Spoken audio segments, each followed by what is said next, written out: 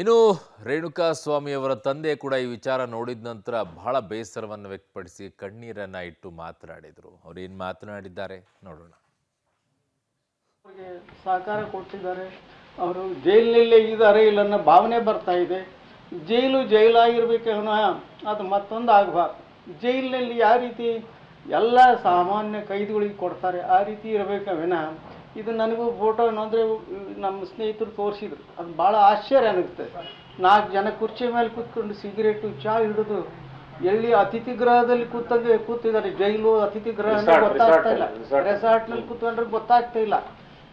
ಜೈಲಾಗಿರ್ಬೇಕು ವಿನಃ ಜೈಲಿಲ್ಲ. ಯಾರು ತಪ್ಪಿಸ್ತರೂ ಆಗಿದ್ದಾರೆ ಅವ್ರಿಗೆ ಶಿಕ್ಷೆ ಆಗಬೇಕು. ತನ್ಮೂಲಕ ನನ್ನ ಮಗನಿಗೆ ಶಾಂತಿ ಸಿಗಬೇಕು. ಏಕೆಂದರೆ ನನ್ನ ಮಗನ ಕಳ್ಕೊಂಡದ್ದು ನನಗೆ ಗೊತ್ತು ಏನಂತ. ಅವ್ರಿಗೆ ಆರಾಮಾಗಿ ಕೂತ್ಕೊಂಡ್ರಿಗೆ ಯಾರಿಗೆ ಗೊತ್ತಿರ್ತೈತೆ. ಇದು ನಿರ್ದಾಕ್ಷಿಣ್ಯವಾಗಿ ಸರ್ಕಾರ ಇದ್ರ ಬಗ್ಗೆ ತನಿಖೆ ಮಾಡಬೇಕು. ಅವ್ರಿಗೆ ಯಾವ ರೀತಿ ಕೊಟ್ಟಿದ್ದಾರೆ, ಯಾರು ಕೊಟ್ಟಿದ್ದಾರೆ, ಅವ್ರಿಗೆ ಶಿಕ್ಷೆ ಅವರು ಕೊಡಬೇಕು. ಇದ್ರ ಮುಖಾಂತರ ನಾನು ಸರ್ಕಾರವನ್ನು ಸರ್ಕಾರನ ಕೈ ಮುಗಿದು ಕೇಳ್ಕೊಂತೀನಿ. ಅವ್ರಿಗೆ ತಪ್ಪಿಸಿದ್ರೆ ಆಗಬಾರ್ದು. ಅದು ಸರ್ಕಾರ ಇಲ್ಲಿವರೆಗೂ ನಂಬಿಕೆ ಇಟ್ಕೊಂಡು ಜನ ಸರ್ಕಾರ ನಂಬಿದ್ದಾರೆ, ಪೊಲೀಸರು ನಂಬಿದ್ದಾರೆ. ನನ್ನ ಜೊತೆಗೆ ನಾನು ಇಡೀ ಕರ್ನಾಟಕದಲ್ಲಿ ನನಗೆ ಸಹಕಾರ ಕೊಟ್ಟಿದೆ. ನನಗೆ ಮಾತಾಡೋಕ್ಕೆ ಆಗ್ತಾ ಇಲ್ಲ. ಆದರೆ ಇದಂತೂ ನಮಗೆ ನೋವಾಗಿದೆ.